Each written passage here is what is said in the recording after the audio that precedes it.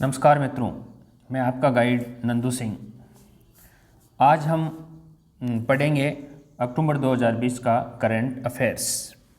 देखिए, ये जो करंट अफेयर्स जो आज हम पढ़ रहे हैं अभी, ये अक्टूबर 2020 का है। अक्टूबर का कंप्लीट करंट जीके है ये।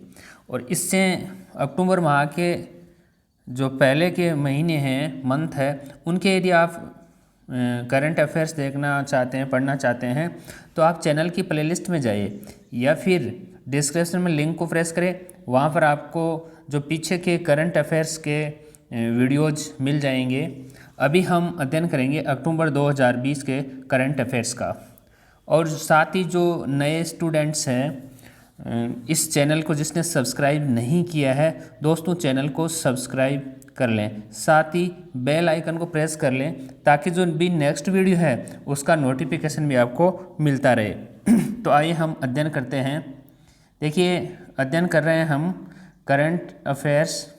जो करंट जीके है ये अक्टूबर महीने का है। कौन से महीने का? अक्टूबर महीने का।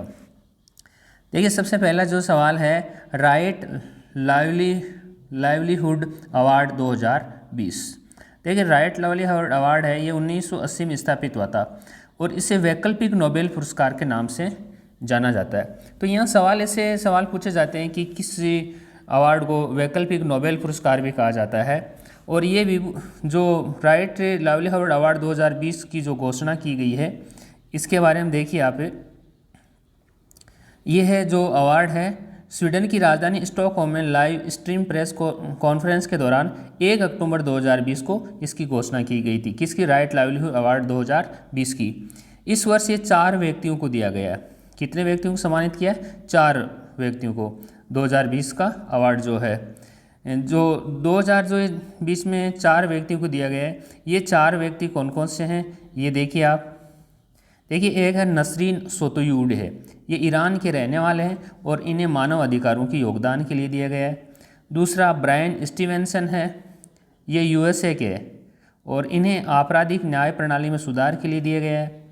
तीसरा की बात करें तो लोटी कनिंगम, ये निकारागुआ के हैं और स्वदेशी भूमि और समुदायों के शोषण से बचाने के लिए दिया गया है। और चौथा जो व्यक्ति को दिया गया है, एलेस बालियातस्की, ये बेलारूस के हैं और इन्हें मानव अधिकारों के योगदान के लिए दिया गया है। देखिए, ये पुरस्कार किस क्षेत्र में दिया जाता है? ये पुरस्कार जो राइट लाइवलीहुड अवार्ड है, ये पुरस्कार वैश्विक समस्याओं को हल करने वाले साहसी, देखिए साहसी नहीं है, साहसी, जो साहसी लोग हैं उनके सम्मान और समर्थन हेतु ये अवार्ड प्रदान किया जाता है। तो 4 व्यक्तियों को दिया गया और वैकल्पिक नोबेल अवार्ड के नाम से जाना जाता है। नेक्स्ट जो सवाल है, दुनिया की सबसे लंबी अटल टनल का उद्घाटन। देखिए, दुनिया की सबसे लंबी सुरंग का है और उस सुरंग का नाम क्या है? अटल टनल का उद्घाटन किया है। उद्घाटन किसने किया? प्रधानमंत्री नरेंद्र मोदी ने किया। और ये कहाँ पे स्थित है? हिमाचल प्रदेश के रोहतांग जो दर्रा है उसके नीचे दुनिया की सबसे लंबी सुरंग अटल टनल का उद्घाटन किया। किसने? प्रधानमंत्री नरेंद्र मोदी ने। लंबाई 9.02 किलोमीटर इसकी। ये सुरंग पूरे साल मनाली को, देखिए किसको जोड़ेगी?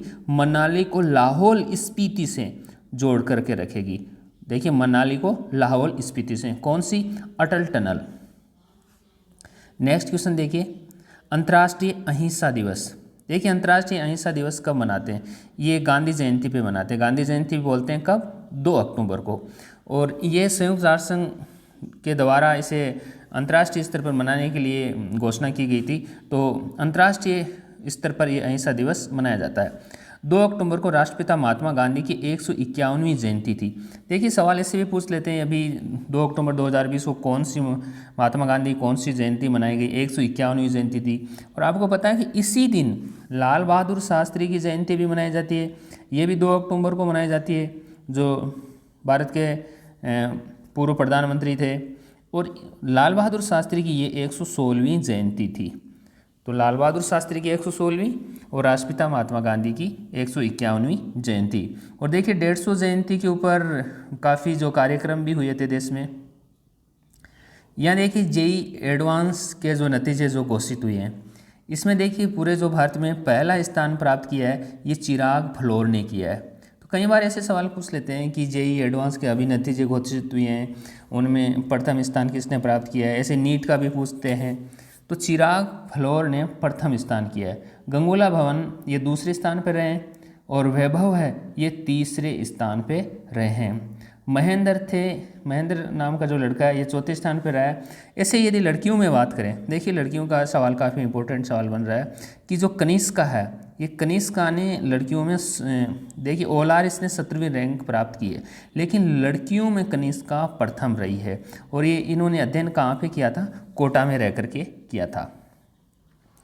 यहाँ है बीकानेर का जोहड़ बीड। देखिए जोहड़ बीड काफ़ी वैसे चर्चित रहता है, इसका सवाल खूब पूछा जाता है। ये बीकानेर का जोहड़ बीड है। ये ईस्टर्न एशिया फ्लाईवे पक्षियों का नया ठिकाना बना है। कौन से? ईस्टर्न एशिया जो फ्लाईवे पक्षी है उनके। एशिया की सबसे बड़ी ओपन डंपिंग साइट बन चुकी है। कौन सी? जोहड़ बीड। और देखिए यहाँ गिद्ध संरक्षण सेक्टर भी है। कहाँ पे? जोहड़ बीड बीकानेर में। और यहाँ अभी हाल ही में चर्चा में इसलिए रहा कि यहाँ थाईलैंड से उड़ करके जो 900 करीब 900 चील थी वो 4000 किलोमीटर का सफ़र तय करके जोहड़ बीड पहुँची है। इस कारण से अभी ये जोहड़ बीड काफ़ी चर्चा में रहा है। अभी देखिए केंद्रीय मंत्री जो रामविलास पासवान थे, केंद्रीय मंत्री पासवान का निधन। देखिए केंद्रीय मंत्री रामविलास पासवान का निधन हो गया है। इनकी जो पार्टी, किस पार्टी की स्थापना की थी? लोक जनशक्ति पार्टी की स्थापना की थी। तो देखिए इनकी पार्टी का नाम पूछ लेते हैं, लोक जनशक्ति पार्टी। अच्छा, इनका संबंध किस राज्य से है? तो इनका संबंध है बिहार राज्य से। किसका? पासवान का निधन हो गया जो बिहार राज्य से थे।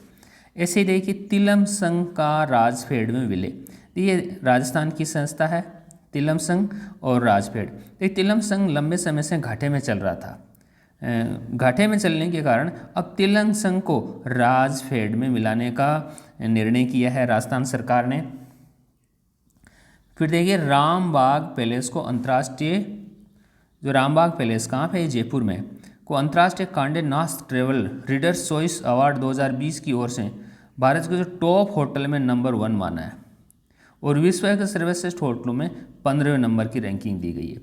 जो रामबाग होटल जयपुर है इसे भारत में पहली रैंकिंग मिली है, लेकिन यदि विश्व स्तर पर बात करें तो इस रामबाग होटल को, रामबाग पैलेस को 15वां स्थान मिला है। इसी प्रकार से जो साई ट्रेन है पैलेस ऑन व्हील्स का भी विश्व की लग्जरी ट्रेनों में दूसरा स्थान रहा है।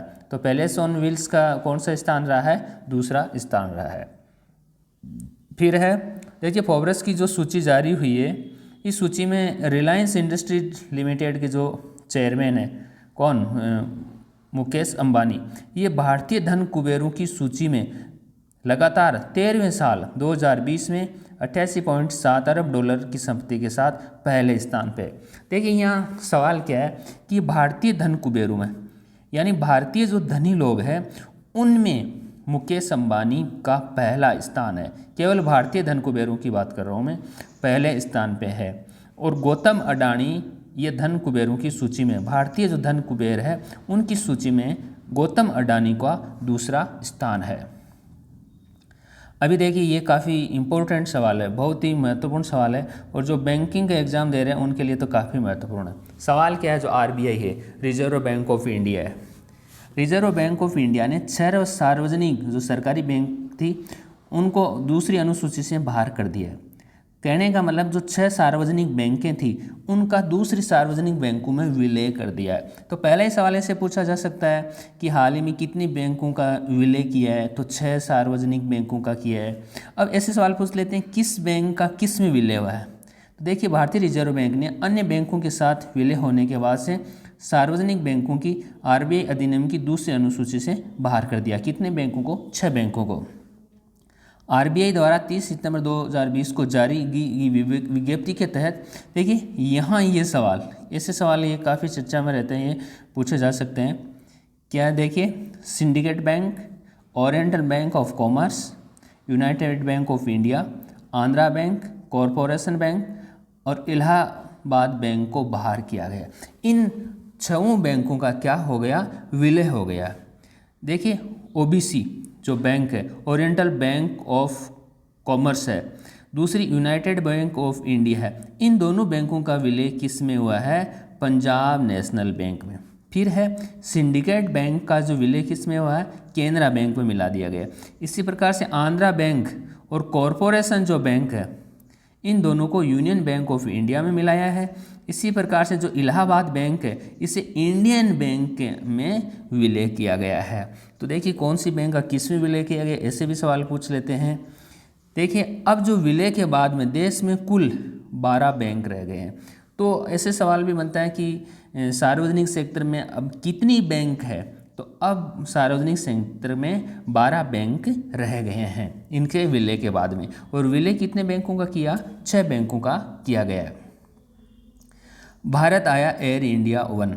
देखिए ये नया एक विमान आया है भारत में, और जो उच्च पदों पर आसीन है उनके लिए ये विमान है। तो यह विमान कौन सा है, नाम क्या है? Air India 1।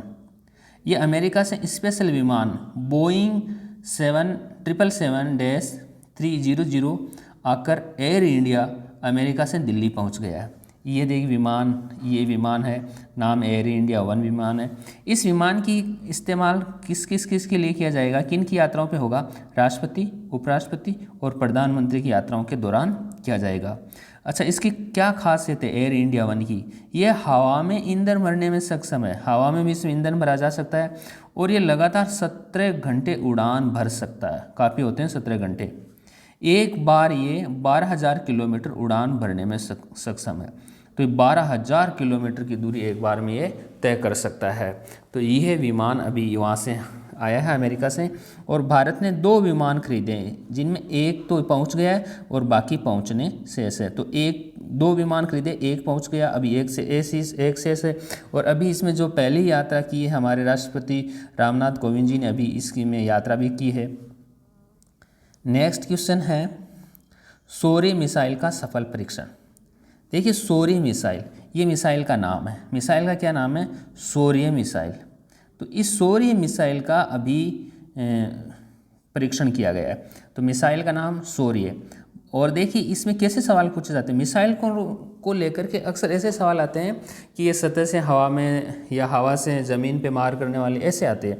तो ये मिसाइल है, ये सतह से सतह पर मार करती है, और परमाणु हथियार लेकर चलने वाली शौर्य मिसाइल है ये।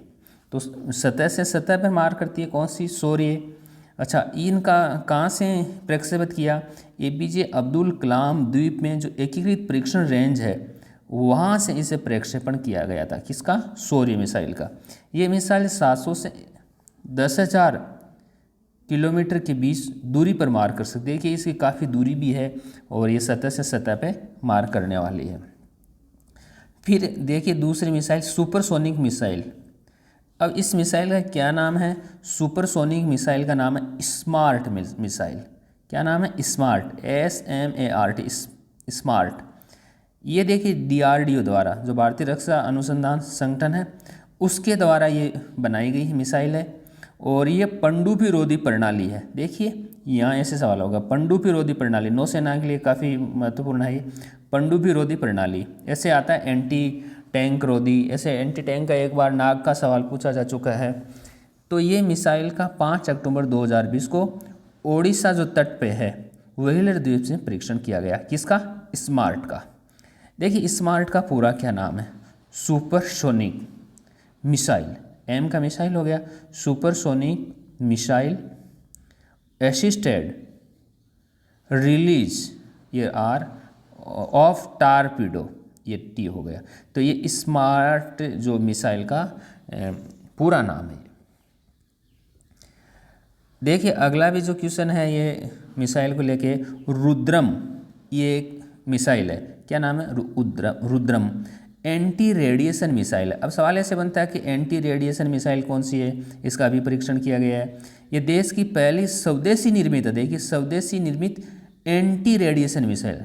देखिए देश की पहली स्वदेशी निर्मित की बात करें तो पृथ्वी है, लेकिन यहाँ एंटी रेडिएशन, ऐसा सवाल बनता है कि स्वदेशी निर्मित जो एंटी रेडिएशन मिसाइल है वो रुद्रम प्रथम है। इसे 9 अक्टूबर 2020 को किया गया।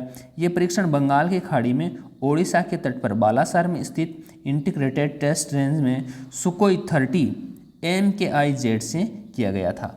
और DRDO ने भारतीय वायुसेना के लिए तैयार की है ये, वो स्वदेशी एंटी रेडिएशन मिसाइल है। तो ये वायुसेना के लिए है, कौन सी, रुद्रम मिसाइल।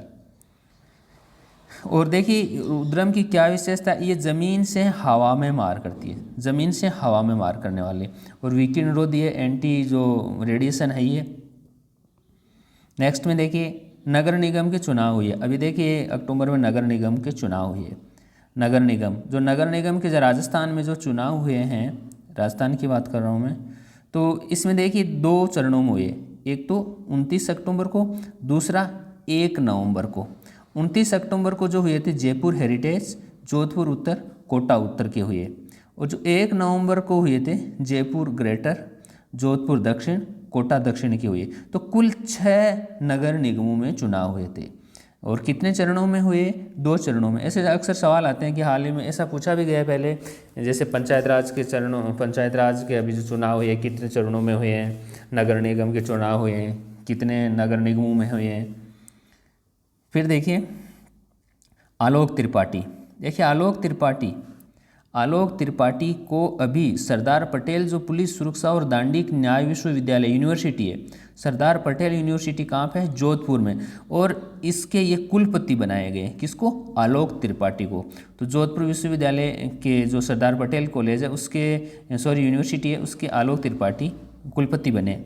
ऐसे देखिए जो पूर्व DGP है, कौन, DGP का मतलब डायरेक्टर जनरल ऑफ पुलिस, जो राजस्थान पुलिस के महानिदेशक रह चुके हैं भूपेंद्र सिंह यादव, इन्हें RPSC का चेयरमैन बनाया, अध्यक्ष बनाया गया है।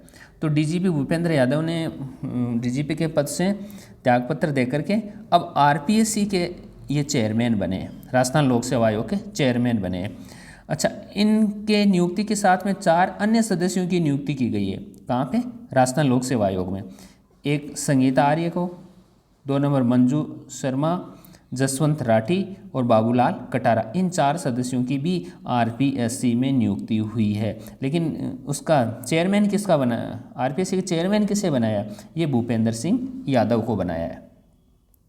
अब देखिए जो भूपेंद्र सिंह यादव थे वो DGP के पोस्ट से रिटायर हो गए, सेवानिवृत्त ले ली उन्होंने, तो उसके स्थान पे ML लाठर को राजस्थान पुलिस महानिदेशक बनाया गया। राजस्थान पुलिस महानिदेशक किसे बनाया गया, ML लाठर को। जो राजस्थान के अभी DGP कौन है, तो ML लाठर, यानी राजस्थान पुलिस महानिदेशक ML लाठर है, मोहनलाल लाठर है। फिर देखिए 16 अक्टूबर 2020 को प्रधानमंत्री नरेंद्र मोदी ने खाद्य और कृषि संगठन, वैश्विक संगठन के सेक्टर में के जो स्थापना दिवस था, इस स्थापना दिवस पर 75 रुपये के मूल्य का एक स्मारक सिक्का भी जारी किया गया है। देखिए किसकी स्थापना के अवसर पर, खाद्य और कृषि संगठन के स्थापना के अवसर पे।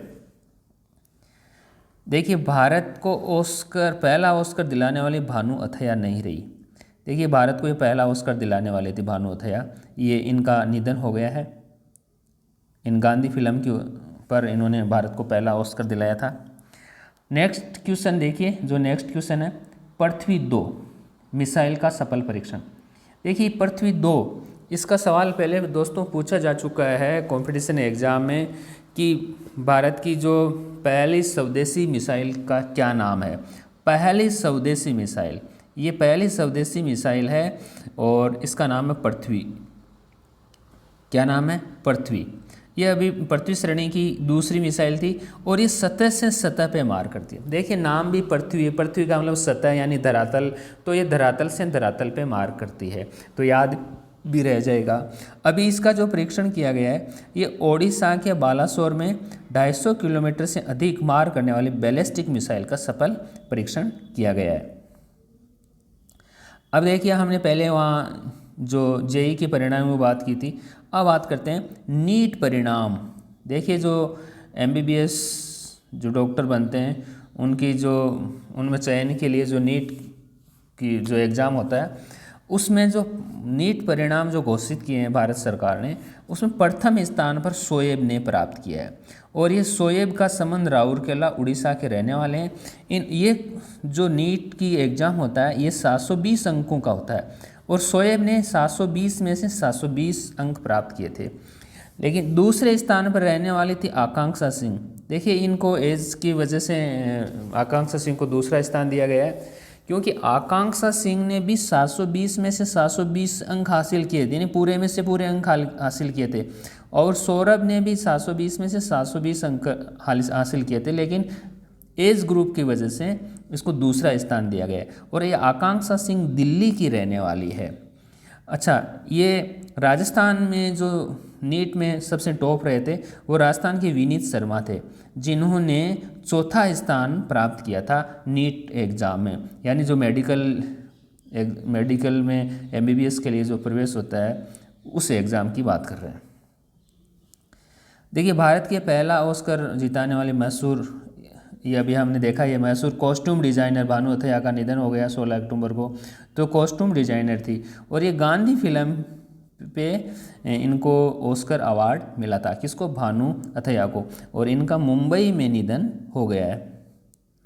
मदन बी लोकुर समिति, समितियों को लेकर के दोस्तों अक्सर क्वेश्चन बहुत पूछे जाते हैं।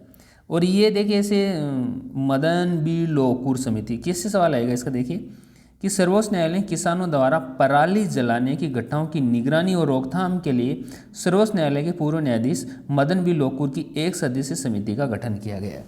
देखिए, अब ये सवाल कैसे आता है कि पराली जलाने की घटनाओं पर निगरानी के लिए किस समिति का गठन किया है? मदन बी लोकुर समिति। अच्छा, पराली क्या होता है? देखिए, जो पंजाब है, हरियाणा है, यहाँ पर इन दिनों में क्या होता है, जो अभी जैसे हम रबी की फसल बोने के बोते हैं, इसी समय क्या होता है, जो पराली की यानी चावल आदि की जो कचरा बच जाता है या चावल आदि की जो भूसी होती है उसे वो जलाते हैं। इससे क्या होता है कि पर्यावरण प्रदूषण हो रहा है। तो इस पराली पर रोक लगाने के लिए सरकार प्रयास कर रही है ताकि पर्यावरण पॉल्यूशन नहीं हो। तो इसलिए मदन बी लोकुर समिति का गठन किया गया है। बाबा बंदा सिंह बहादुर सिख योद्धा था और अभी इनकी 350वीं जयंती मनाई गई है। कब? 16 अक्टूबर 2020 को बंदा सिंह बहादुर सिख योद्धा की जयंती मनाई गई है। नेक्स्ट क्वेश्चन देखिए, वर्ल्ड हंगर इंडेक्स यानी ग्लोबल हंगर इंडेक्स भी बोल सकते हैं इसको, global hunger HUNGER hunger index. तो इसको अपन यूँ कह सकते हैं विश्व भूख सूचकांक, वैश्विक भूख सूचकांक भी बोल सकते हैं। देखिए, इस वैश्विक जो भूख सूचकांक अभी 2020 में आंकड़े जारी किए गए हैं, कब किए थे ये? वर्ल्ड हंगर यानी विश्व भूख सूचकांक ग्लोबल हंगर इंडेक्स, ये 17 अक्टूबर 2020 को जारी की गई थी।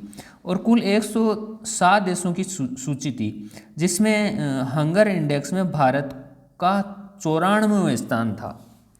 पिछले वर्ष की अपेक्षा स्थिति काफ़ी खराब रही थी। पिछले साल 102वां स्थान था, अब की बार 94वां स्थान था। तो 2019 में हंगर इंडेक्स में भारत का 102वां स्थान था, वर्तमान में 94वां है। तो इसका मतलब और भी स्थिति खराब हुई है भारत की, क्योंकि इसमें क्या होता है, जो जीरो जो पैमाना है, पॉइंट होता है, उसके उनको सबसे अच्छा माना जाता है। जैसे अब 94 से फिर 90, 80, 100 40, 20 ऐसे जैसे जैसे आएंगे तो वो क्या होगा, स्थिति इसको बताते रहेंगे। तो अभी देखिए, और हमें काफ़ी संघर्ष करना पड़ेगा। फिर देखिए, इसमें जो अन्य जो भारत के पड़ोसी देशों की क्या स्थिति रही। बांग्लादेश की देखिए 75वीं है, म्यांमार की 78 है, पाकिस्तान की 88 है, नेपाल की 73 है, श्रीलंका 64वां स्थान रहा है। तो अभी भी देखिए पड़ोसी देश है ये जो भारत से अच्छी स्थिति में है, तो हमें और भी कोशिश करनी पड़ेगी। इन देशों की भारत से बेहतर स्थिति है, जो ये देश है ये अच्छे हैं स्थिति है हंगर रिपोर्ट में। और देखिए, रिपोर्ट के आधार पर 14% आबादी अभी भी क्या है, कुपोषित है। तो आपको भारत का स्थान याद रखना 94वां। अब देखिए मिसाइल का, फिर मिसाइल को लेकर सवाल है, नाग मिसाइल। देखिए नाग मिसाइल का पहले सवाल पूछा जा चुका है आरपीएससी में कि एंटी टैंक या टैंक रोधी मिसाइल निम्नलिखित में से कौन सी है। यह सवाल पहले पूछा जा चुका है परीक्षा में, तो आपको फिर ये ध्यान रखना है, महत्वपूर्ण हो गया। ये पृथ्वी मिसाइल की तरह ही हो गया महत्वपूर्ण। देखिए जो नाग मिसाइल है ये एंटी टैंक गाइडेड मिसाइल है, टैंक रोधी मिसाइल है। ये पहला ही जो सवाल इसका ये वेरी इंपॉर्टेंट क्वेश्चन बन गया। टैंक रोधी मिसाइल क्या नाम है, नाग। दूसरा इसका परीक्षण पोखरण फील्ड फायरिंग रेंज से किया गया। पोखरण कहाँ पे, जैसलमेर में। और ये भी स्वदेशी मिसाइल है, लेकिन ये किस श्रेणी में काम करती है, फायर एंड फॉरगेट। देखिए दागो और भूल जाओ, फायर एंड फॉरगेट, दागो और भूल जाओ के आधार पे ये काम करती है। कौन सी, नाग मिसाइल। तो ये था, ये नाग मिसाइल को लेकर के सवाल था। तो यहाँ से लेकर के ये पूरा का पूरा नाग मिसाइल पे। दूसरी मिसाइल है INS प्रबल। देखिए नाम क्या है, INS प्रबल। ये एंटी शिप मिसाइल है। देखिए यहाँ हर सवाल का ध्यान है, ये एंटी टैंक गाइडेड मिसाइल है, जबकि प्रबल जो मिसाइल है प्रबल, ये एंटी शिप मिसाइल है। ठीक है, ये नौसेना के लिए उपयोगी है काफ़ी। भारत में अरब सागर में एंटी शिप मिसाइल का प्रदर्शन किया था। तो नौसेना के जो कॉर्बेट INS प्रबल से मिसाइल को लॉन्च किया गया था और मिसाइल ने सटीक निशाना लगाते हुए एक जहाज़ को डुबो दिया गया। तो ये नौसेना के लिए एक काफ़ी महत्वपूर्ण है। अगला सवाल देखिए, गिरनार रोपवे का उद्घाटन। देखिए गिरनार कहाँ पे, गुजरात में। रोपवे रस्से के माध्यम से एक जो जैसे कोई पहाड़ के ऊपर बना होता है कोई मंदिर वगैरह, तो उस पहाड़ के ऊपर सीढ़ियों से न चढ़ के सीधे रस्से के माध्यम से चढ़ना रोपवे होता है। 24 अक्टूबर 2020 को प्रधानमंत्री नरेंद्र मोदी द्वारा वीडियो कॉन्फ्रेंस के माध्यम से गुजरात के जूनागढ़ में गिरनार रोपवे का उद्घाटन किया गया है। ये 2.3 किलोमीटर लंबा है। अब गिरनार दुनिया के मंदिर के लिए सबसे लंबा रोपवे हो गया। सवाल क्या बनता है कि यदि किसी मंदिर पे जाने के लिए या मंदिर से आने के लिए दुनिया का सबसे लंबा रोपवे कौन सा, रस्से के माध्यम से जाने वाला, तो ये है गिरनार रोपवे। इसे रज्जू पथ भी कह सकते हैं, रज्जू पथ यानी रस्सी के ऊपर रास्ता। पंचायत राज चुनाव, जो अगला क्वेश्चन है, पंचायत राज चुनाव जो अभी देखिए ये 21 जिलों में होगा।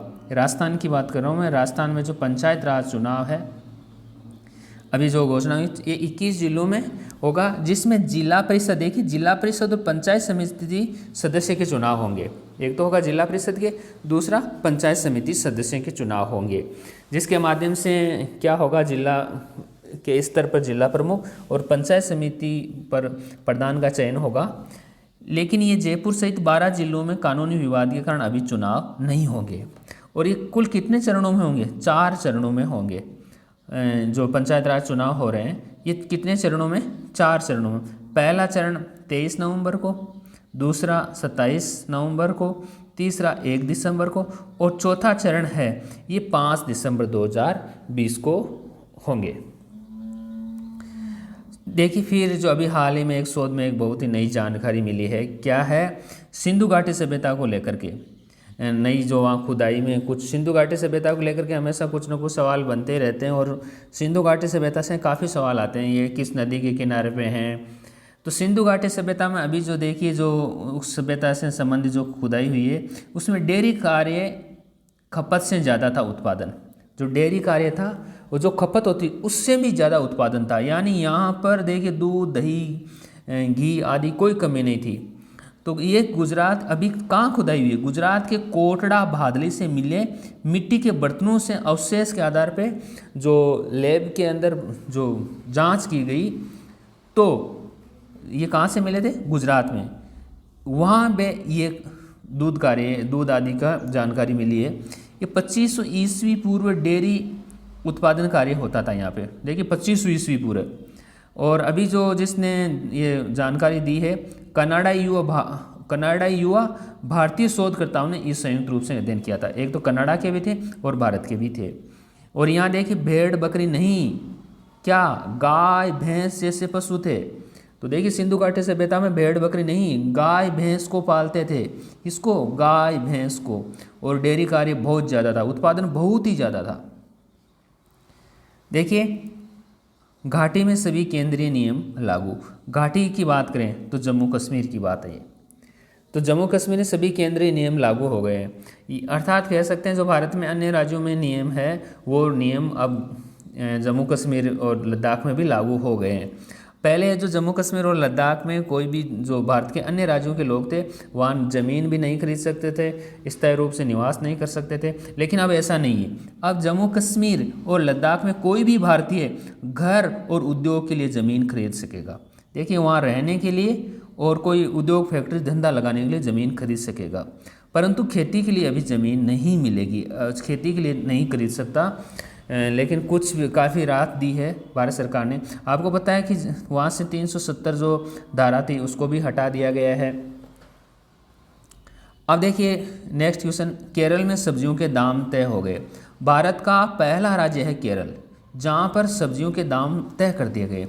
जितनी उत्पादन लागत है उससे 20% अधिक मूल्य लेंगे वो। जितनी भी उत्पादन लागत आएगी किसानों के उससे 20% से अधिक जो मूल्य ले सकते हैं। प्रधानमंत्री नरेंद्र मोदी ने गुजरात के नर्मदा जिले में केवड़िया में सरदार पटेल जूलॉजिकल पार्क का उद्घाटन किया। तो देखिए यहीं पर स्टैचू ऑफ यूनिटी यहीं पे है, कहाँ पे, गुजरात के नर्मदा जिले में केवड़िया में ही। और वहाँ सरदार पटेल जूलॉजिकल पार्क का उद्घाटन किया, किसने, नरेंद्र मोदी ने। और ये सरदार पटेल की 145वीं जयंती का अवसर था, 145 जयंती पर किया था। उन्होंने देश की पहली सी प्लेन सेवा की भी शुरुआत की। देखिए ये काफ़ी महत्वपूर्ण सवाल है कि देश की पहली सी प्लेन सेवा कहाँ से शुरू हुई, तो ये गुजरात में हुई थी, केवड़िया में। और ये कहाँ से कहाँ तक चलेगी देश की पहली सी प्लेन सेवा, ये केवड़िया से लेकर के जो अहमदाबाद के साबरमती नदी का फ्रंट है, रिवर फ्रंट तक उड़ान भरेगी। इन दोनों के बीच चलेगी, कहाँ से, केवड़िया से अहमदाबाद के साबरमती रिवर फ्रंट तक। कौन सी, ये सी प्लेन सेवा। तो ये 145वीं जयंती के अवसर पर केवड़िया में ऐसा किया था। देश में 15वें वित्त आयोग की रिपोर्ट तैयार। देखिए अभी देश में 15वें वित्त आयोग की जो रिपोर्ट है वो तैयार हो गई है। तो यहाँ सवाल कैसे बनते हैं, जैसे 15वें वित्त आयोग के अध्यक्ष कौन है, NK सिंह, एक सवाल तो ऐसे बनता है। दूसरा, 15वें वित्त आयोग का कार्यकाल क्या होगा, तो ये 2020 वित्त वर्ष से, देखिए 2021-22 से लेकर के 2025-26 तक, तो ये वित्त वर्ष है। तो ये 2021 से लेकर के 25-26 तक तो इसका कार्यकाल रहेगा। और यह अपनी रिपोर्ट राष्ट्रपति रामनाथ कोविंद को सौंपी है, किसने, NK सिंह ने। तो यहाँ दो सवाल बनते हैं, 15वें वित्त आयोग की रिपोर्ट जो अध्यक्ष कौन है, NK सिंह, इसका कार्यकाल क्या होगा। भारत ने 35 वर्ष बाद अंतर्राष्ट्रीय श्रम संगठन की शासी परिषद के अध्यक्ष का पदभार संभाला। देखिए अंतर्राष्ट्रीय श्रम संगठन जो इंटरनेशनल लेबर ऑर्गेनाइजेशन है, अंतर्राष्ट्रीय श्रम संगठन या मजदूर संगठन भी कह सकते हैं, उस परिषद का भारत को अध्यक्ष बनाया गया है, ठीक है। और ये जो श्रम और रोजगार सचिव थे यहाँ पर अपूर्वा चंद्रा ने अध्यक्ष का पदभार ग्रहण कर लिया है। और इनका कार्यकाल 2020 से लेकर के जून 2021 तक रहेगा, इसका, अपूर्वा चंद्रा का। तो अपूर्वा चंद्रा ने यह ग्रहण कर लिया गया, किसमें, अंतर्राष्ट्रीय श्रम संगठन में शासी परिषद के अध्यक्ष का। नेक्स्ट देखिए, जो केंद्रीय मंत्रिमंडल है, केंद्रीय मंत्रिमंडल ने स्कूली शिक्षा में सुधार के लिए विश्व बैंक की परियोजना स्टार्स को मंजूरी दी है। अब देखिए सवाल क्या होगा, सवाल ऐसे पूछे जाएंगे, विश्व बैंक की सहायता से कौन सी परियोजना चल रही है, तो स्टार्स परियोजना। और किसके सेक्टर में, स्कूली शिक्षा में सुधार के लिए वर्ल्ड बैंक की सहायता है। नाम क्या है, स्टार्स। तो विश्व बैंक की सहायता से प्राप्त 5,718 करोड़ की परियोजना है। ये देखिए इतने रुपए की परियोजना है। और इस परियोजना के लिए $500 मिलियन लगभग यानी 3700 करोड़ रुपए राशि की सहायता प्राप्त हुई है। ठीक है। और किससे प्राप्त हुई है? ये विश्व बैंक से प्राप्त हुई है, ठीक है। अच्छा, ये स्टार्स परियोजना स्कूली शिक्षा में सुधार के लिए, इसका पूरा नाम क्या है स्टार्स का पूरा नाम देखिए, strengthening teaching learning and resources for states. ये परियोजना 6 राज्यों में शामिल है। देखिए ये कितने राज्यों में चलेगी स्टार्स परियोजना? 6 राज्य, हिमाचल प्रदेश, राजस्थान, महाराष्ट्र, मध्य प्रदेश, केरल, उड़ीसा। देखिए राजस्थान भी इसमें शामिल है, तो वैसे काफ़ी इंपॉर्टेंट सवाल बन गए हैं। अब स्टार्ट परियोजना की क्या उद्देश्य है, क्यों, घटक क्या है इसके? देखिए इसके 2 मुख्य उद्देश्य हैं। 2 मुख्य उद्देश्य कौन से हैं कि एक तो ये है राष्ट्रीय स्तर पर छात्रों के प्रति धारणा, संक्रमण और समापन दोनों के बारे में मजबूत और प्रामाणिक डाटा प्राप्त करना। ये शिक्षा मंत्रालय की राष्ट्रीय डाटा प्रणालियों को मजबूत बनाना। दूसरा है कि राज्य स्तर पर जो, देखिए राज्य स्तर पर है, ये पहला राष्ट्रीय स्तर पर था, बाल शिक्षा के आधारभूत शिक्षण को सशक्त बनाना। इसका जो क्या है मुख्य उद्देश्य रहा है। तो अगला इसी में देखिए पंचायत राज चुनावों के, अभी ये सवाल हमने अभी देखा ही है कि जो 4 चरणों में पहले आ चुका है। यहाँ एक नया सवाल बनता है, देखिए जो पहला नया सवाल क्या बन रहा है, ये होगा राजस्व विभाग को लेकर के। देखिए राजस्व दिवस पहली बार मनाया गया, राजस्व दिवस पहली बार मनाया गया। राजस्व दिवस 15 अक्टूबर 2020 को मनाया। तो क्या है, ये राजस्थान सरकार ने मनाया है राजस्व दिवस 15 अक्टूबर 2020 को पहली बार मनाया, तो इम्पोर्टेंट काफ़ी हो गया। ये राजस्व विभाग राजस्थान सरकार द्वारा ये दिवस मनाया गया।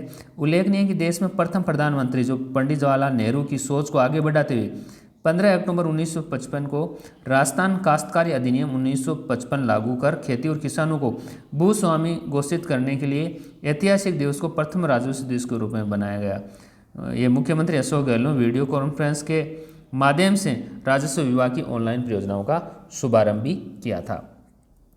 तो यहाँ पर देखिए ये जो क्वेश्चन यहाँ से और पहले जो क्वेश्चन पूछा गया वो भी मैं साथ साथ बताऊंगा आपको। ये सवाल पहले पूछा गया कि राजस्थान काश्तकारी अधिनियम ये कब लागू हुआ था? 1955 में लागू हुआ। ये सवाल पहले भी पूछा जा चुका है। अब यहाँ से सवाल इसका दिवस को लेकर के भी बनता है, दिवस को लेकर के भी पूछा जा सकता है। ऐसे ही एक योजना है सहकार एवं उपहार योजना। देखिए सहकार एवं उपहार योजना ये मुख्यमंत्री अशोक गहलोत ने जो सामाजिक न्याय और अधिकारिता विभाग द्वारा संचालित है, ये शुरू किए। और इस योजना के लिए 11 करोड़ का अतिरिक्त बजट, ये एक्स्ट्रा बजट का प्रावधान मंजूर किया, किसमें? सहयोग एवं उपहार योजना के लिए। तो इस योजना में क्या है? उपहार योजना में देखिए पुत्री के विवाह पर पात्रता रखने वाले ज़रूरतमंद जो आर्थिक रूप से कमज़ोर है उनके लिए क्या क्या स्कीम की गई है। यदि योजना में 10वीं कक्षा पास बालिका का विवाह है तो 10,000 तथा स्नातक जिसने ग्रेजुएट कर रखी है उस पुत्री के विवाह पर 20,000 की अतिरिक्त प्रोत्साहन राशि दी जाती है, अतिरिक्त प्रोत्साहन राशि दी जाती है। इसके अलावा भी इसमें और भी है कुछ। यदि बीपीएल अंत्योदय और आस्था कार्डधारी परिवार है या फिर विशेष योग्यजन व्यक्ति है या फिर पालनहार योजना के लाभार्थी महिला खिलाड़ियों सहित आर्थिक दृष्टि से कमजोर विधवा महिलाओं की 18 वर्ष या अधिक आयु की पुत्रियों के विवाह, यदि विधवा महिलाओं की भी पुत्री है जिसकी उम्र 18 वर्ष या अधिक हो गई है तो पुत्री के विवाह पर हथलेवा राशि के रूप में 21,000 से लेकर के 31,000 तक की आर्थिक सहायता दी जाती है। तो ये उपहार योजना काफ़ी अच्छी योजना है, गरीबों के लिए संबल प्रदान करने वाली योजना है। ऐसे शुद्ध के लिए युद्ध अभियान। देखिए शुद्ध के लिए युद्ध अभियान, ये जो मिलावटखोर है इनके विरुद्ध में अभियान चलाया राजस्थान सरकार ने, ये अभियान चलाया। कौन सा? शुद्ध के लिए युद्ध अभियान। कब चलाया गया था? 26 अक्टूबर 2020 से चलाया, शुरू किया था 26 अक्टूबर से। देखिए न्याय आपके द्वार, प्रशासन गाँव के संग, ऐसे सवाल जो ये अभियान चलाते हैं उनको लेकर के सवाल, बहुत सारे सवाल पूछे जाते हैं। तो ये अभियान 14 नवंबर 2020 तक चलेगा। शुरू कब हुआ था? 26 अक्टूबर से। ये राजस्थान सरकार द्वारा प्रदेश भर में मिलावटखोरी विरोधी अभियान चलाया गया था। नेक्स्ट क्वेश्चन है डीबी गुप्ता मुख्यमंत्री के सलाहकार नियुक्त किए गए हैं। तो सवाल बनता है कि मुख्यमंत्री के सलाहकार पद पर किसे नियुक्त किया गया? तो ये है डीबी गुप्ता को। देश का पहला रिसोर्स सेंटर न्याय कौशल शुरू। देखिए देश का पहला जो रिसोर्स सेंटर न्याय कौशल ये शुरू हुआ है, ये कहाँ पे शुरू हुआ है कि भारत के मुख्य न्यायाधीश शरद अरविंद बोबड़े जो मुख्य न्यायाधीश है ने नागपुर में किया है। न्यायिक अधिकारी प्रशिक्षण संस्थान में भारत के पहले ई रिसोर्स सेंटर न्याय कौशल का उद्घाटन किया। कहाँ पे? नागपुर में। ये सेंटर देश की सभी अदालतों को उच्च न्यायालय, सुप्रीम कोर्ट आदि की ई फाइलिंग की सुविधाएं प्रदान करेगा। नेक्स्ट क्वेश्चन, पर्यटन मंत्रालय द्वारा भारतीय पर्यटन सांख्यिकी। देखिए ये सवाल इससे लेकर के यहाँ काफ़ी सवाल बनते हैं पर्यटन मंत्रालय को लेके। जो पर्यटन मंत्रालय है, भारतीय पर्यटन मंत्रालय, उन्होंने भारतीय पर्यटन सांख्यिकी की घोषणा की है। उसमें देखिए ये आंकड़े कब जारी किए गए थे? ये किए थे अक्टूबर 2020 में। किसने किए? पर्यटन मंत्रालय द्वारा। अब इसमें 2 श्रेणियों में किए गए थे। ये 2 श्रेणियों में कौन कौन से? एक तो घरेलू पर्यटकों के मामले में, दूसरा विदेशी पर्यटकों के मामले में। देखिए घरेलू पर्यटकों के मामलों में बात करें हम तो घरेलू पर्यटकों के मामले में जो पर्यटन मंत्रालय की रिपोर्ट के अनुसार वर्ष 2019 में राज्य में आने वाले सबसे अधिक घरेलू पर्यटकों को आकर्षित करने में उत्तर प्रदेश का पहला स्थान है। देखिए घरेलू पर्यटक सबसे ज़्यादा कहाँ आए? देश के ही पर्यटक ये उत्तर प्रदेश में आए। दूसरे स्थान पर तमिलनाडु का रहा है और तीसरे स्थान पर आंध्र प्रदेश रहा है। और इसमें राजस्थान का 10वां स्थान रहा है। यहाँ 5.22 करोड़ घरेलू पर्यटक राजस्थान में आए हैं, यानी देश के पर्यटक आए हैं। तो घरेलू पर्यटकों के मामले में राजस्थान का देश में 10वां स्थान रहा है पर्यटकों के आने के क्षेत्र में। अब यहाँ दूसरा जो इश्यू बन रहा है वो विदेशी पर्यटकों के मामले में, जो भारत के अलावा दूसरे देशों से पर्यटक आए हैं। इस विदेशी पर्यटकों को आकर्षित करने के मामले में यहाँ देखिए तमिलनाडु का पहला स्थान रहा। यहाँ देखिए अब विदेशी पर्यटकों में तमिलनाडु है, दूसरा स्थान महाराष्ट्र का है, तीसरा स्थान उत्तर प्रदेश का है।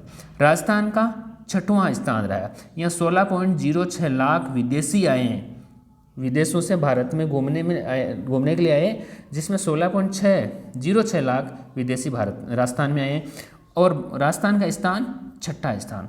अब अच्छा, स्वदेशी पर्यटकों में राजस्थान का स्थान 10वां स्थान और विदेशी पर्यटकों में 6वां स्थान है। Naugarh railway station. देखिए रेलवे स्टेशन को लेकर के अभी जो पीछे जितने भी कॉम्पिटिशन एग्जाम हुए सब में सवाल पूछे गए हैं। तो नौगढ़ रेलवे स्टेशन का नाम परिवर्तन कर दिया गया है। सवाल कैसे बनते हैं कि नौगढ़ कहाँ पे स्थित है? दूसरा सवाल बनता है कि इसका क्या नाम रखा गया है?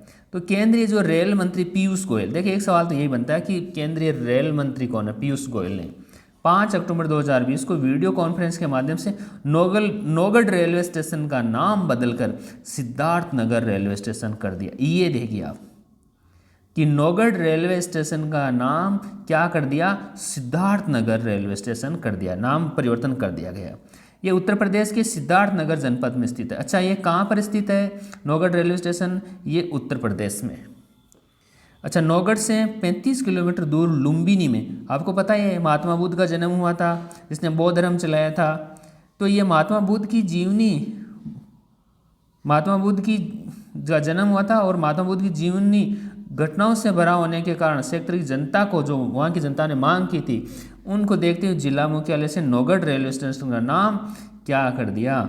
सिद्धार्थ नगर रेलवे स्टेशन कर दिया गया है। तो ये सवाल वेरी इंपॉर्टेंट सवाल है, क्योंकि जितने भी रेलवे स्टेशन का नाम परिवर्तन का उनका किसी न किसी कॉम्पिटिशन एग्जाम में सवाल जरूर पूछा गया है। आज़ाद हिंद सरकार की स्थापना। देखिए आज़ाद हिंद सरकार, भारत को आज़ाद कराने में इसका बहुत महत्वपूर्ण योगदान रहा और ये वेरी इंपॉर्टेंट क्वेश्चन है। आज़ाद हिंद सरकार की स्थापना दिवस की अभी ये 77वीं वर्षगांठ थी। देखिए कौन सी वर्षगांठ? ऐसे सवाल बनता है कौन सी वर्षगांठ बनाई गई? 77वीं 77 कब बनाई गई? 21 अक्टूबर 2020 को बनाई गई थी। देखिए उल्लेखनीय है कि आज़ाद हिंद सरकार थी उसमें नेताजी सुभाष चंद्र बोस की विजन का प्रतिनिधित्व करती है। किसका? नेताजी सुभाष चंद्र बोस की। आज़ाद हिंद सरकार की स्थापना दिवस के अवसर पर दिल्ली के जो लाल किले पर एक समारोह का भी आयोजन किया गया था, जिसमें जो आज़ाद हिंद फौज में जो रह चुके हैं उनको भी आमंत्रित किया गया था। साथ ही सुभाष चंद्र बोस का परिवार भी वहाँ पहुँचा था। देखिए आसन संरक्षण रिजर्व बना उत्तराखंड का रामसर, पहला रामसर। ये वेरी इंपॉर्टेंट कर लीजिए दोस्तों। और विशेष तौर से जो केंद्र सरकार की नौकरियों की तैयारी कर रहे हैं उनके लिए तो बहुत ही महत्वपूर्ण है। एसएससी है, रेलवे है, बैंक है। देखिए, आसन संरक्षण रिजर्व बना उत्तराखंड का पहला रामसर। देखिए, ये रामसर जो एक स्थान, रामसर सम्मेलन हुआ था, ये सम्मेलन हुआ था ईरान में। और ये सम्मेलन हुआ था विश्व की जो आर्द्र भूमि है, नम भूमि है, वेटलैंड है, उसके संरक्षण के लिए, उसकी सुरक्षा के लिए ये सम्मेलन ईरान में हुआ था। इस कारण से इसका जो नाम है वो रामसर साइट भी बोलते हैं इसको। तो ये क्या, देखिए कि अभी देहरादून स्थित आसन संरक्षण रिजर्व को, देखिए क्या नाम है, आसन संरक्षण रिजर्व को रामसर कन्वेंशन के तहत अंतर्राष्ट्रीय महत्व की आर्द्र भूमि यानी वेटलैंड में का दर्जा दिया गया। तो वेटलैंड में, आर्द्र भूमि में अभी हाल ही में किसको शामिल किया गया है, तो आसन संरक्षण रिजर्व को शामिल किया गया है। इस रिजर्व को रामसर द्वारा मान्यता मिलने के पश्चात देश में राम संस्थानों की यानी रामसर संस्थानों या रामसर मान लीजिए, रामसर संस्थानों की संख्या बढ़कर 38 हो गई है, जो दक्षिण एशिया में सबसे अधिक है। अब सवाल, दूसरा सवाल क्या बनता है कि देश में, भारत देश में रामसर साइट में की सूची में कितने स्थान शामिल है। अच्छा, वेटलैंड या आर्द्र भूमि में एक ही बात है, कितने स्थान शामिल है, तो अब 38 स्थान शामिल हो गए हैं भारत के। किसमें, आर्द्र भूमि, विश्व नम भूमि में 38 स्थान शामिल हो गए। देखिए, इसमें मैं ये बता देना चाहता हूँ, इसमें राजस्थान के भी 2 स्थान है जो सवाल पहले भी पूछा गया है। एक तो भरतपुर में स्थित केवलादेव अभयारण्य, ठीक है। दूसरा जो है ये है आपके सांबर लेक, सांबर झील, ये दोनों भी विश्व की नम भूमि में शामिल है। तो राजस्थान के 2 स्थान है, भारत के 38 स्थान है। विजयराजे सिंधिया के सम्मान में 100 रुपये का सिक्का जारी। देखिए, नेक्स्ट जो नया क्वेश्चन है, जो विजयराजे सिंधिया है उसके सम्मान में 100 रुपये का सिक्का जारी किया गया है। प्रधानमंत्री नरेंद्र मोदी ने 12 अक्टूबर 2020 को राजमाता विजयराजे सिंधिया के सम्मान में उनके जन्म शताब्दी में, जो 100 वर्ष हुए थे जन्म शताब्दी के, वर्चुअल कार्यक्रम के माध्यम से 100 रुपये का स्मारक जारी किया गया है, ठीक है। ये देश का पहला ऐसा राज परिवार है, राजघराना है पहला ऐसा, जिसके सम्मान में 100 रुपये का सिक्का जारी किया गया। और आपको पता है अटल बिहारी वाजपेयी के जो जन्म शताब्दी में भी अटल बिहारी वाजपेयी पर भी 100 रुपये का सिक्का जारी किया गया था। देखिए, विजयराजे जो सिंधिया है उनका संबंध ग्वालियर राजघराने से रहा है। अब दो विजयराजे सिंधिया के द्वारा लिखित पुस्तकें देखिए, एक उनकी आत्मकथा है, क्या नाम है, द लास्ट महारानी ऑफ ग्वालियर। दूसरी जो उनकी पुस्तक है लोकपथ से, देखिए यहाँ है लोक यानी जनता, लोकपथ से राजपथ तक, ये 2 पुस्तकें तो है विजयराजे सिंधिया के द्वारा लिखी गई, राजमाता विजयराजे सिंधिया के द्वारा लिखी गई पुस्तकें। एक तो आत्मकथा है द लास्ट महारानी ऑफ ग्वालियर। नेक्स्ट क्वेश्चन देखिए, जो चर्चित अन्य पुस्तकें हैं वो भी देखिए आप। चर्चित अभी हाल ही में जो पुस्तकें रही है, एक पुस्तक है legend of Suheldev, the king who saved India. इसका लेखक है अमीश त्रिपाठी। तो सवाल है अमीश त्रिपाठी की कौन सी पुस्तक है, the legend of Suheldev, the king who saved India. दूसरी पुस्तक की बात करें तो the battle of belonging, Shashi Tharoor लेखक है। तो शशि थरूर की पुस्तक का नाम है द बैटल ऑफ बिलोंगिंग। ये 2 चर्चित पुस्तकें रही है। अब यहाँ हम महत्वपूर्ण दिवस को लेकर के चर्चा करेंगे। देखिए, महत्वपूर्ण दिवस है, जो प्रमुख दिवस है, उनसे काफ़ी सवाल पूछे जाते हैं। तो प्रमुख दिवस को लेकर के पहला देखिए, 1 अक्टूबर को अंतर्राष्ट्रीय वृद्ध दिवस मनाया गया। 2 अक्टूबर को अभी हमने पढ़ चुके हैं, लाल बहादुर शास्त्री की 116वीं जयंती थी। और 2 अक्टूबर को गांधी जयंती थी, जो अंतर्राष्ट्रीय अहिंसा दिवस के रूप में मनाया गया, और ये गांधी जी की 151वीं जयंती थी। 7 अक्टूबर को विश्व कपास दिवस मनाया गया। कपास अभी काफ़ी चर्चा में रहा था क्योंकि इसका एक नया लोगो भी जारी हुआ था। 8 अक्टूबर भारतीय वायुसेना दिवस था। देखिए, 8 अक्टूबर को भारतीय वायुसेना दिवस मनाया गया। और भारतीय वायुसेना दिवस का मनाते हैं 8 अक्टूबर को, ये 88वीं वर्षगांठ थी। 9 अक्टूबर को विश्व डाक दिवस मनाया जाता है। कौन सा, विश्व डाक दिवस। 11 अक्टूबर को अंतर्राष्ट्रीय बालिका दिवस। देखिए, राष्ट्रीय नहीं अंतर्राष्ट्रीय है, अंतर्राष्ट्रीय बालिका दिवस। वेरी इंपॉर्टेंट क्वेश्चन है ये सवाल कि अंतर्राष्ट्रीय बालिका दिवस कब मनाते हैं। 11 अक्टूबर को। थीम क्या थी, देखिए इसकी जो उद्देश्य या विषय क्या रखा था, हमारी आवाज़ और हमारा समान भविष्य। 15 अक्टूबर को ग्लोबल हैंड वॉशिंग डे, विश्व हाथ धुलाई दिवस। 15 अक्टूबर को ग्लोबल हैंड वॉशिंग डे। और अभी देखो कोरोना की महामारी में हैंड वॉशिंग का तो और भी ज़्यादा महत्व बढ़ गया है। और इसकी थीम क्या रखी गई थी हैंड वॉशिंग डे की? हैंड हाइजीन फॉर ऑल, इसकी थीम रखी गई थी। 16 अक्टूबर को देखिए, 16 अक्टूबर को विश्व खाद्य दिवस। विश्व खाद्य दिवस कब मनाते हैं? 16 अक्टूबर को। 24 अक्टूबर को संयुक्त राष्ट्र संघ का स्थापना दिवस, यूएनओ का स्थापना दिवस है, संयुक्त राष्ट्र संघ का स्थापना दिवस 24 अक्टूबर को।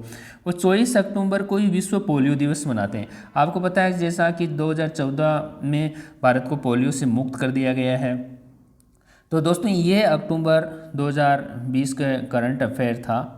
और अब तक यदि आपने वीडियो को सब्सक्राइब नहीं किया है तो दोस्तों सब्सक्राइब करना नहीं भूलें। इससे क्या होगा कि जो नेक्स्ट वीडियो उसके आपको नोटिफिकेशन मिलते रहेंगे, और अन्य वीडियो भी जो अदर आ रहे हैं करंट अफेयर्स के अलावा भी जो सब्जेक्ट के वीडियो है वो भी आपको उनकी इन्फॉर्मेशन मिलती रहेगी। तो दोस्तों लाइक शेयर ज़रूर कर लें, साथ में सब्सक्राइब भी करना है और कमेंट भी करना है आपको। तो दोस्तों आज के वीडियो में इतना ही, अब आप इजाज़त दीजिए। धन्यवाद।